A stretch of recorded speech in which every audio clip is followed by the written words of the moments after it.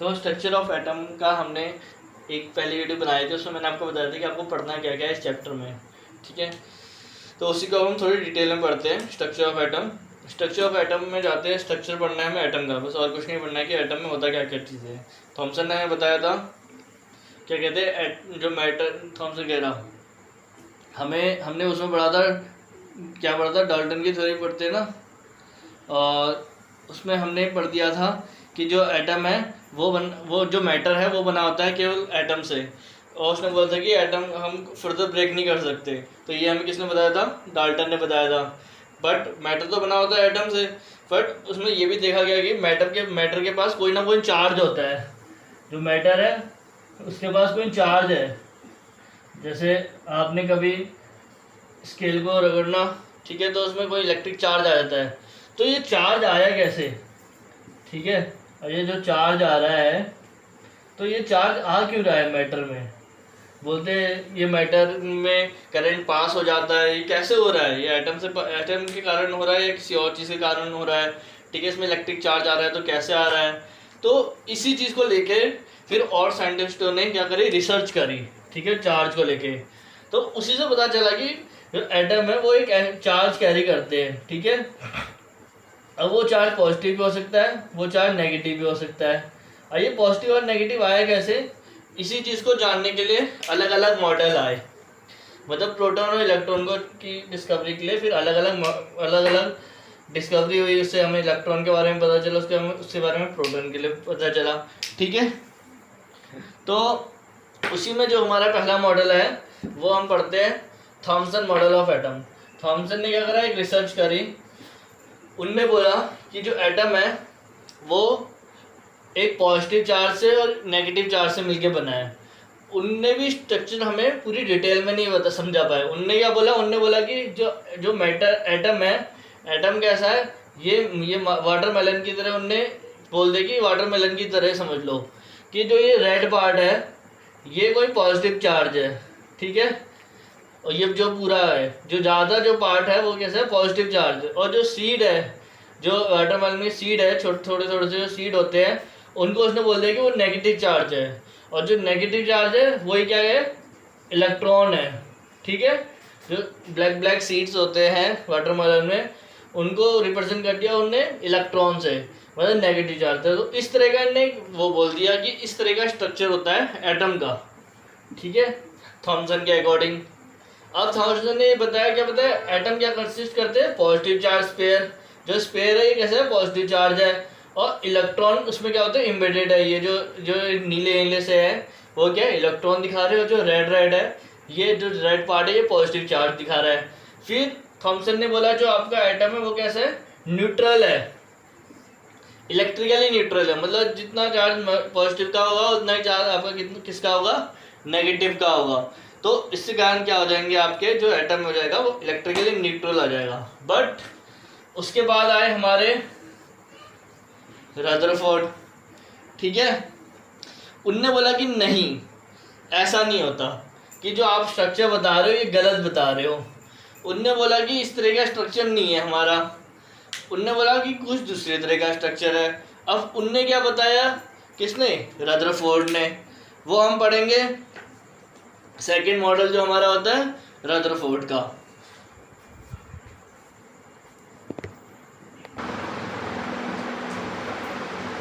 उसके बाद हमारे आते हैं रदरफोर्ड, ठीक है। रदरफोर्ड भी एक फेमस साइंटिस्ट थे। उनने रेडियो एक्टिविटी में बहुत सारी डिस्कवरी करी, ठीक है। उनकी रिसर्च ऐसे ही चलती रही।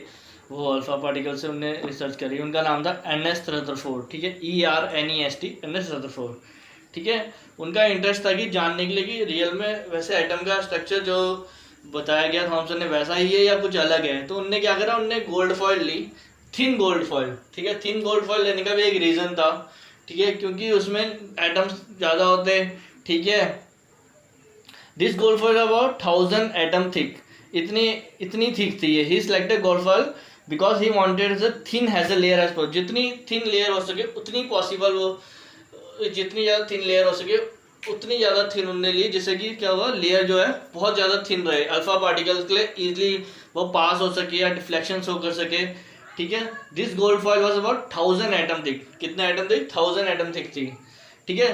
तो उनने देखा कि यार चलो, उनने क्या करा, उनने एक अल्फा पार्टिकल लिया कि मैं इस गोल्ड फॉर्म में अल्फा पार्टिकल की बॉम्बार्डिंग कराऊंगा। अल्फा पार्टिकल कैसा था, हीलियम था, ठीक है।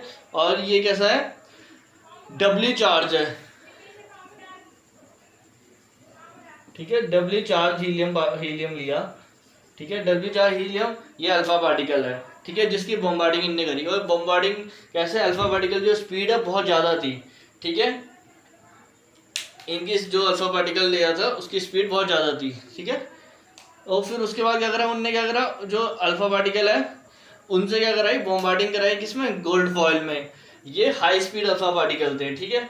तो उनने 3 तरह के ऑब्जर्वेशन करे, ये इनके ऑब्जर्वेशन, पहला ऑब्जर्वेशन, दूसरा ऑब्जर्वेशन, तीसरा ऑब्जर्वेशन। यही आपसे पूछा जाएगा कि गोल्ड फॉइल एक्सपेरिमेंट क्या था, ठीक है, थॉमसन। ये ऐसे सीधा बोल जाएगा, रदरफोर्ड एटॉमिक मॉडल बताइए और उसके ड्रॉबैक बताइए, ठीक है, आपसे सीधा क्वेश्चन ये होगा।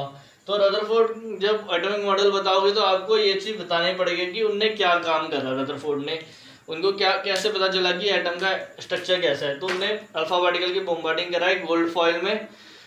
तो उनने 3 तरह के ऑब्जर्वेशन देखे। एक, जब उन्हें अल्फा पार्टिकल को भेजा तो सीधा सीधा चला गया।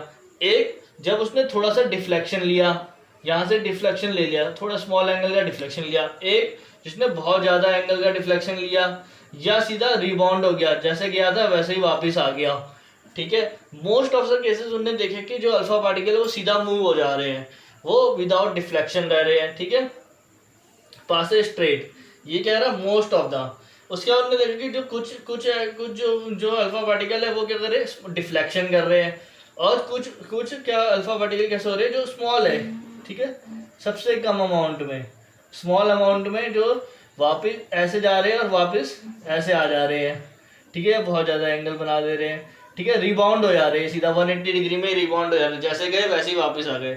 लेकिन जो उनकी अमाउंट थी वो सबसे स्मॉल थी, सबसे कम अमाउंट थी। ये इनने 3 ऑब्जर्वेशन करे। अब इन्हीं 3 ऑब्जर्वेशन के बेसिस में उनने क्या कहा, इन 3 ऑब्जर्वेशन के बेसिस में उनने एटम का स्ट्रक्चर दिया, ठीक है, एटॉमिक स्ट्रक्चर जो है इन 3 ऑब्जर्वेशन के बेसिस में आया। अब उनने क्या बोला स्ट्रक्चर के बारे में वो बताता हूँ मैं आपको, ठीक है। तो मैं रब कर लेता हूँ, ये देख लीजिए, ये 3 ऑब्जर्वेशन उनने करे थे। एक, जब वो ऐसे जाके सीधा इधर हो गया, रिफ्लेक्शन आ गया। एक में रिबाउंड हो जा रहा है। और मैक्सिमम केसेस कैसे थे, स्ट्रेट जा रहे हैं, ठीक है, मैक्सिमम कैसे हो रहे, स्ट्रेट। अब वो स्ट्रेट क्यों गए, वही चीज़ ऑब्जर्वेशन के बाद उनने, रदरफोर्ड ने अपने मॉडल में बताई, ठीक है। हमने पढ़ लिया था, इससे पहले हमने पढ़ लिया थॉमसन मॉडल। थॉमसन के बाद रदरफोर्ड आया, रदरफोर्ड में हमने पढ़ लिया कि कॉइल, ये जो, ठीक है, गोल्ड फॉइल एक्सपेरिमेंट, ठीक है। अल्फा पार्टिकल की हमने बॉम्बार्डिंग कराई, मतलब रदरफोर्ड ने, पॉजिटिव चार्ज है अल्फा पार्टिकल, ठीक है, डबली चार्ज है, स्पीड हाई स्पीड से कराई गोल्ड फॉइल में, थिन गोल्ड फॉइल, ठीक है, बहुत ही थिन गोल्ड फॉइल। तो क्या इससे अल्फा पार्टिकल ईजिली पास हो जा रहे हैं, ठीक है, तो ईजिली पास भी हो जा रहे हैं। कुछ सीधा स्ट्रेट चले गए, कुछ डिफ्लेक्टेड हो गए, कुछ रिबाउंड हो गए। 3 तरह के हमें ऑब्जर्वेशन मिले थे, ठीक है, 3 ऑब्जर्वेशन लिखे थे मैंने। एक स्ट्रेट गए, डिफ्लेक्टेड हुए, और एक रिबाउंड आए। मैक्सिमम गैस कैसा था, सीधे गए।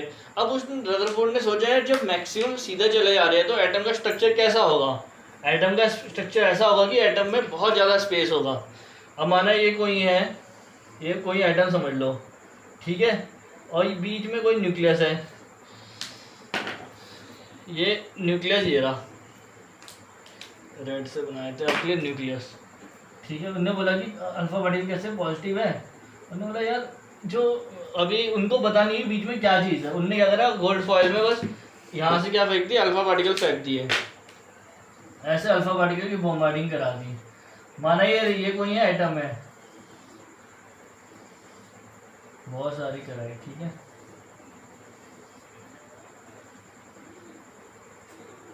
अब इसमें अलग अलग लाइन दिखा देता हूँ आपको, अलग अलग कलर से। इसके पास से गुजरेंगे, थोड़ा डिफ्लेक्ट हो जाएंगे, ठीक है, थोड़ा पास से डिफ्लेक्ट हो गए। अब जो स्ट्रेट है, स्ट्रेट तो खुद ही जा पाएंगे ना,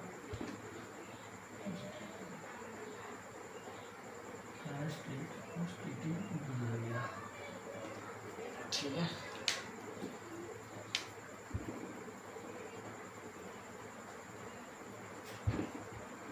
ये हमारा कोई एटम है गोल्ड का।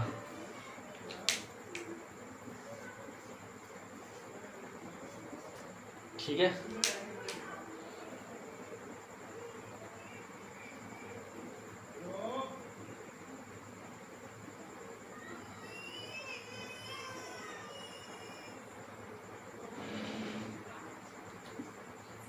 देखो ये देख रहे हो आप, ये कोई एटम है, इसमें तीन तीन कलर से मैंने रिप्रेजेंट कर रखा है। ब्लू, ये तीन के रिप्रेजेंट कर रखा है, ब्लू ब्लैक रेड। और जो ब्लैक है वो सीधा रिबॉन्ड हो गए हैं, केवल ये एक रिबॉन्ड हुआ है। ठीक है। और जो मैक्सिमम है ये कैसे हो गए, स्ट्रेट चले गए हैं। और जो रेड है वो डिफ्लेक्शन शो कर रहे हैं। तो तीनों तरीके मैंने आपको दिखा दिए, एक, ये दो और ये तीन। ठीक है। इस तरीके के उनने एक्सपेरिमेंट देखे। उनने बोला जब मैक्सिमम सीधा चले जा रहे हैं, कोई डिफ्लेक्शन शो नहीं कर रहे हैं, तो इसका मतलब है कि यहाँ पे स्पेस है। तो उनका पहला ऑब्जर्वेशन यही था एटॉमिक थ्योरी का कि जो most of the space in atom is empty. जो स्पेस है वो कैसा है, खाली है, क्योंकि अल्फा पार्टिकल कोई चीज़ रिफ्लेक्शन शो नहीं कर रही है। ठीक है। वो सीधा गुजर जा रहे हैं, तो मैक्सिमम स्पेस कैसा है, एम्प्टी है। सेकेंड उनने बोला कि जो स्पेस ऑक्यूपाइड पॉजिटिव चार्ज है वो वेरी स्मॉल है, क्योंकि जो कुछ ही जो है, जो आपके वो थे, जो अल्फा पार्टिकल थे वो रिबाउंड हो रहे थे। तो मतलब स्पेस जो है, अगर माना कोई एटम इतना बड़ा है, उसमें इतना सा मतलब बहुत ही छोटा सा स्पेस किसका है, पॉजिटिव चार्ज का है। क्योंकि कुछ ही, जब आपके कुछ अल्फा रेज ही रिफ्लेक्ट हो रही है या कुछ ही अल्फा रेज आपकी रिबाउंड हो रही है, तो मतलब स्पेस भी उसी के अकॉर्डिंग देखा उनने कि इतनी कम ही रेज हमारी रिफ्लेक्ट हो रही है, तो वहीं पे है केवल पॉजिटिव चार्ज, और कहीं जगह पॉजिटिव चार्ज नहीं है। तो स्पेस जो है पॉजिटिव चार्ज के कैसे बहुत स्मॉल है। तीसरा ऑब्जर्वेशन उनने एटॉमिक थ्योरी के बारे में बोला, तो positive charge in the mass of an atom where concentrated in very small. जो पॉजिटिव चार्ज है और जो मास है एटम का, वो कंसेंट्रेट है स्मॉल वॉल्यूम में विद इन एटम। मतलब जो एटम का जो मास है और जो वॉल्यूम है वो कंसेंट्रेट है एक ही जगह पर, पॉजिटिव चार्ज भी, और वो भी स्मॉल अमाउंट में। ठीक है। जो न्यूक्लियस है आपका, उनने क्या बोला, जो आपके बीच में जहाँ से डिफ्लेक्शन हो रहा है, जो पॉजिटिव चार्ज कैरी जो पार्टिकल है, ठीक है, इलेक्ट्रॉन प्रोटॉन न्यूट्रॉन, तीन तरह की डिस्कवरी हुई, तो उससे पहले न्यूक्लियस बोला। तो जहाँ से एटम रिबॉन्ड हो जा रहे हैं, उस जो पॉजिटिव चार्ज ये कैरी है, इसको उनने नाम दिया न्यूक्लियस। ठीक है। इसको क्या नाम दिया, इसको नाम दिया उनने न्यूक्लियस। जहाँ से क्या हो जा रहा था, अल्फा पार्टिकल डिफ्लेक्ट हो जा रहे थे। ठीक है। जहाँ से अल्फा पार्टिकल डिफ्लेक्ट हो रहे थे, उसको उनने क्या नाम दे दिया, न्यूक्लियस नाम दे दिया। ठीक है। जहाँ से रिबाउंड हो जाते, तो वो पॉजिटिव चार्ज कैरी था, ये पॉजिटिव चार्ज कैरी चीज़ है, उसको उनने नाम दे दिया न्यूक्लियस। ठीक है। और जो उनने बोला कि जो रेडियस है न्यूक्लियस का, वो बहुत ही स्मॉल है। कितना स्मॉल है, 10⁵ times of radius of atom. ठीक है। मतलब अगर एटम का साइज माना एक सेंटीमीटर, एक मीटर है, तो उसका कितना होगा, 10⁻⁵ मीटर उसका क्या होगा, उसका रेडियस होगा। अगर एटम का रेडियस है 1 मीटर, इतना बड़ा होता नहीं है, 10⁻⁹ नैनोमीटर। हाइड्रोजन का होता है एटम का रेडियस 10⁻⁹ मीटर, मतलब 1 नैनोमीटर होता है किसका, हाइड्रोजन के एटम का। तो उसकी भी -5 और कर दीजिए। ठीक है। -14 लगा दीजिए, 10⁻⁴ मीटर किसका, एटम के न्यूक्लियस का साइज होगा। ठीक है। किसका, हाइड्रोजन का, इतना होगा। ठीक है। और उसके बाद बोला कि उन्हें जो इलेक्ट्रॉन है वो कैसे स्पिन करते हैं। इन्होंने बोला कि जो आपका पॉजिटिव चार्ज है उसके चारों तरफ क्या करेंगे, एक इलेक्ट्रॉन है वो स्पिन कर रहे हैं, और बीच में क्या है, पॉजिटिव चार्ज कैरी है। जो इलेक्ट्रॉन है इधर पाथ में, सर्कुलर पाथ में स्पिन कर रहे हैं ये। ठीक है। उन्होंने जो एक पाथ बोला, ये सर्कुलर पाथ में कौन स्पिन कर रहे हैं, इलेक्ट्रॉन स्पिन कर रहे हैं। Electron spin around the nucleus, ये न्यूक्लियस है, उसके अराउंड में कौन स्पिन कर रहे हैं, इलेक्ट्रॉन। ठीक है। ये कैसे, नेगेटिव चार्ज है, ये इलेक्ट्रॉन स्पिन कर रहे हैं किसके अराउंड में, न्यूक्लियस के अराउंड में। और centre of the atom is called, उनने सेंटर जो एटम है उसको क्या बोल दिया, न्यूक्लियस बोल दिया। और वही क्या कर रहा है, वही क्या करता है, वही मास कैरी करता है किसी भी एटम का। किसी भी एटम का मास कैरी कौन करेगा, न्यूक्लियस। ठीक है, ये चीज हमें बताया रदरफोर्ड ने। अब जो इनका ये वाला है, ये रेडियस ऑफ द न्यूक्लियस, नहीं सॉरी इलेक्ट्रॉन, जो इलेक्ट्रॉन स्पिन है अराउंड द सर्कुलर पाथ, ये इनका ड्रॉबैक बना। ठीक है, इलेक्ट्रॉन स्पिन के आगे उनने around the nucleus in a circular path, उनने जो सर्कुलर पाथ बना उसके अकॉर्डिंग ही उनका ड्रॉबैक आया।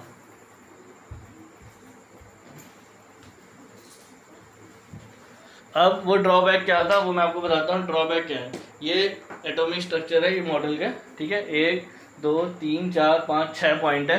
ठीक है, रदरफोर्ड एटॉमिक मॉडल के। ठीक है, जब रदरफोर्ड मॉडल पढ़ते तो उसमें रदरफोर्ड ने एक हमें एटॉमिक थ्योरी दी थी। उसमें उनने बोला कि जो इलेक्ट्रॉन है वो क्या कर रहे हैं, वो न्यूक्लियस के अराउंड स्पिन रोटेशन कर रहे हैं। वो कैसे रोटेशन कर रहे हैं, स्पिन रोटेशन कर रहे हैं। ठीक है, अब स्पिन रोटेशन कर रहे हैं, उनने कहा कि ऐसे सर्कुलर के चारों तरफ न्यूक्लियस क्या कर रहे हैं, मोशन कर रहे हैं। कौन, ये इलेक्ट्रॉन है। ठीक है, नेगेटिव चार्ज कैरी है और ये इलेक्ट्रॉन है, ये पॉजिटिव चार्ज जो न्यूक्लियस है। ठीक है, इसके चारों तरफ स्पिन कर रहे हैं। अब अगर वो पार्टिकल जो मोशन करेंगे सर्कुलर पाथ में, ठीक है, तो उनके पास क्या हो जाएगा, ये सर्कुलर पाथ में अगर वो कोई चीज़ मोशन करेगी तो उनके पास क्या हो जाएगा, एक्सीलरेशन हो जाएगा। ठीक है, अगर वो मोशन में है तो उनके पास क्या होगा, एक एक्सीलरेशन आ जाएगा। एक्सीलरेशन आएगा तो क्या होगा, उसके कारण उनकी एनर्जी कैसी होगी, रेडिएशन ऑफ एनर्जी होगा। ठीक है, एनर्जी क्या होगा, रेडिएशन ऑफ एनर्जी होगा। उसके एनर्जी जब उनकी लॉस हो जाएगी, ठीक है, यहाँ पे अगर माना एनर्जी लॉस हो गई, माना गया एनर्जी जब कोई चीज़ मोशन में है तो एक टाइम ऐसा आएगा कि उसकी एनर्जी लॉस हो जाएगी। जब एनर्जी लॉस हो जाएगी तो वो क्या हो जाएंगे, वो ऐसे ऐसे रोटेट करते करते उनका जो स्पिन है रोटेशन धीमे धीमे स्मॉल स्मॉल स्मॉल होते जाएगा। जब स्मॉल हो जाएगा तो एक टाइम ऐसा आएगा कि वो किस में जाके गिर जाएंगे, न्यूक्लियस में। तो ये चीज़ बता रहे हैं कि एक्सीलरेशन, अगर कोई चीज़ मोशन कर रही है सर्कुलर पाथ में तो उसके पास क्या है, एक एक्सीलरेशन है। एक्सीलरेशन के कारण क्या होगा, रेडिएशन ऑफ एनर्जी होगी। ठीक, क्योंकि वो चार्ज पार्टिकल है। अगर चार्ज पार्टिकल नहीं होते तो उस केस में अलग बात होती। Charge particle, radiation of energy होगी। इवेंचुअली इलेक्ट्रॉन क्या कर देगा, अपनी एनर्जी क्या कर देगा, जब इलेक्ट्रॉन चार्ज पार्टिकल है वो अपनी एनर्जी एक टाइम में क्या कर देगा, इलेक्ट्रॉन लूज कर देगा अपनी एनर्जी। जब वो एनर्जी लूज करेगा तो वो क्या होगा, वो फॉल हो जाएगा किस में, न्यूक्लियस में। अगर न्यूक्लियस में फॉल होगा तो वो कैसा हो जाएगा, एटम हमारा अनस्टेबल हो जाएगा। ठीक है, बट ऐसा होता नहीं है क्योंकि इलेक्ट्रॉन गिरता नहीं है न्यूक्लियस में। ठीक है, वो कैसा, और हमारा एटम कैसा रहता है, स्टेबल रहता है। तो जो न्यूक्लियर जो एटॉमिक थ्योरी थी रदरफोर्ड की, वो भी गलत हो गई क्योंकि उनने वो हमें इलेक्ट्रॉन का रोटेशन नहीं बता पाए कि इलेक्ट्रॉन कैसे रोटेट करता है। ठीक है, उनकी थ्योरी कहाँ पर रही, गलत हुई, इलेक्ट्रॉन के रिवोल्यूशन में। वो इलेक्ट्रॉन का रिवोल्यूशन नहीं बता पाए कि इलेक्ट्रॉन कैसे न्यूक्लियस के चारों तरफ कैसे रोटेट कर रहा है। ठीक है, ये इंपॉर्टेंट है, यही इसका क्या है, ड्रॉबैक।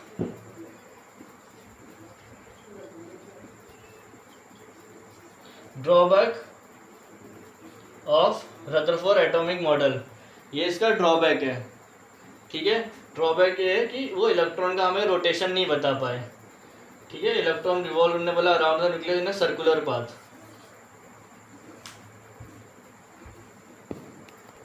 ठीक है, हमने एटॉमिक थ्योरी पढ़ ली रदरफोर्ड की, उनने हमें बता दिया कि ये चीज़ें होती है। ये देखो, ये जो चीज़ ना मैंने मिठाई नहीं है क्योंकि इसमें आपको पता लग जाए कि जो अल्फा पार्टिकल है वो कैसे कैसे मोशन करे। तो उनकी एटॉमिक थ्योरी हुई इलेक्ट्रॉन रिवोल्यूशन, वो हमें इलेक्ट्रॉन का रिवोल्यूशन नहीं बता पाए,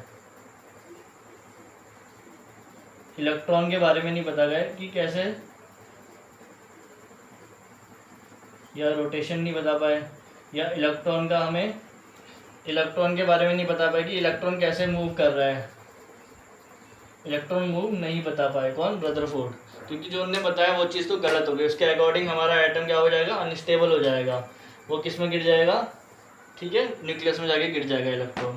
तो उसके बाद आए बोर। बोर ने क्या बताया वो हम पढ़ेंगे।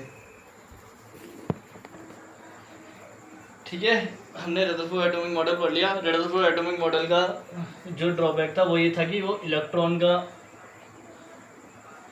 रोटेशन नहीं बता पाए। ठीक है, क्या वो कैसे रोटेशन कर रहे हैं इलेक्ट्रॉन। ठीक है, तो ये रदरफोर्ड का यहाँ पे गलत हो गया कि उन्होंने इलेक्ट्रॉन के बारे में नहीं बता पाए। फिर हमारे पास आया नील बोर। ठीक है, उनने हमें बताया कि कैसे इलेक्ट्रॉन मोशन करते हैं। आपके साथ बस थोड़ा ही बता रखा है नील बोर के बारे में, मतलब जो बोर्स मॉडल है, बोर्स मॉडल बहुत ज़्यादा है, इसमें एनर्जी लेवल के बारे में भी पढ़ते हैं हम। ठीक है, एनर्जी कैसे लॉस करते हैं इलेक्ट्रॉन, कैसे गेन करते हैं इलेक्ट्रॉन। ठीक है, ये सारा कुछ पढ़ते हैं। इलेक्ट्रॉन का रोटेशन कैसा रहता है, इलेक्ट्रॉन के सेल में कैसे इलेक्ट्रॉन स्पिन करते हैं, कैसे इलेक्ट्रॉन कौन कौन सी सेल में कैसे होते हैं, 2, 8। ठीक है, जो इलेक्ट्रॉन का जो होता है 2, 8, 8, 18 होता है, 18 होता है। ठीक है, इस तरह के इलेक्ट्रॉन होते हैं हर एक सेल, जो सेल है स्टेबिलिटी। ठीक है, 2, 8, 18 या 2, 8, 8, 18 ऐसे करके होता है। ठीक है, इस सेल में केवल 2 इलेक्ट्रॉन होंगे, इस सेल में 8 इलेक्ट्रॉन होंगे। तो 1, 2, 3, 4, 5, 6, 8, 2, 3, 4, 5, 6, 7। ठीक है, तो बोर्स ने बताया कि इलेक्ट्रॉन स्पिन रोटेशन नहीं कर रहे, इलेक्ट्रॉन रोटेट करते हैं अपने अपनी एक ऑर्बिट में या सेल में। माना ये इलेक्ट्रॉन है, ये 2 इलेक्ट्रॉन तो इसी सेल में रोटेशन करेंगे। ठीक है, और इनकी अपनी अपनी एक ऑर्बिट होगी। ये 8 इलेक्ट्रॉन है तो ये दूसरी वाली सेल में रोटेट करेंगे। ठीक है, अपनी अपनी ऑर्बिट में रोटेट करते हैं। ऐसे रोटेशन नहीं करते हैं कि ऐसे ऐसे घूम रहे हैं और वो एनर्जी लॉस कर, जैसे अर्थ घूमती है ना सन के चारों तरफ। सन को सोच लो न्यूक्लियस, और जो अर्थ है रोटेशन सोच लो वो क्या है, इलेक्ट्रॉन को सोच लो। ठीक है, इस तरह का रोटेशन रहता है। स्पिन रोटेशन नहीं रहता कि ऐसे ऐसे घूम रहे, लास्ट में अपनी एनर्जी लॉस कर दे रहे हो, इलेक्ट्रॉन गिर जा रहे हैं न्यूक्लियस में, अपने अपने ऑर्बिट में घूमेंगे। और अपने अपने ऑर्बिट में घूमने के कारण इलेक्ट्रॉन क्या करते हैं, डू नॉट रेडिएटेड एनर्जी। ठीक है, वो रेडिएट एनर्जी नहीं करते अपने ऑर्बिट में रोटेट करने के कारण। ठीक है, तो यही चीज़ बोर्ड ने बताया। फिर जो ऑर्बिट है उनका नाम होता है KLMN। ठीक है, उनने इस तरह नाम, अल्फ़ाबेटिकल नाम दे दिया इन ऑर्बिट का या सेल का। ठीक है, इन्हीं ऑर्बिट इन्हीं सेल को हम क्या कहते हैं, एनर्जी लेवल बोलते हैं। ठीक है, ऑर्बिट या सेल को एनर्जी लेवल बोलते हैं। इन्हीं में रोटेट करते हैं इलेक्ट्रॉन। तो यही है बोर एटॉमिक मॉडल। ठीक है, बोर्स के बारे में और जानना है तो बोर एटॉमिक मॉडल है, नील बोर उनका नाम था। ठीक है, उनने हमें बताया। उसके बाद होने के लिए फिर उनने बहुत सारी चीज़ें बताई थी। उनने बताया था कि रोटेट कर रहे हैं अपने अपने ऑर्बिट में, इलेक्ट्रॉन रोटेट कर रहे हैं। उसके बाद आपका एक एनर्जी लेवल भी होता है कि इलेक्ट्रॉन कैसे अपना एनर्जी लॉस करता है, कैसे गेन करता है। ये चीज़ भी नील बोर ने बताई थी हमें। ठीक है, ये क्या होता है, जब एक ऑर्बिट से दूसरे ऑर्बिट में इलेक्ट्रॉन मूव करते हैं तो अपनी एनर्जी लॉस करता है। एनर्जी ठीक है, गेन कब करता है, जो ऊपर से नीचे आ रहा होता है। तो ये सारी चीज़ आपके 11th में है कि एनर्जी गेन कैसे करेगा, एनर्जी लॉस कैसे करेगा। अभी के लिए तो यही याद रखो कि जो आपके इलेक्ट्रॉन है वो इस तरह अलग अलग सेल में रोटेट कर रहे हैं। KLMN ऑर्बिट है और ये एनर्जी सेल कहलाते हैं। बस ये नील बोर ने बताया। ठीक है, फिर आज के लिए इतना ही। Thank you.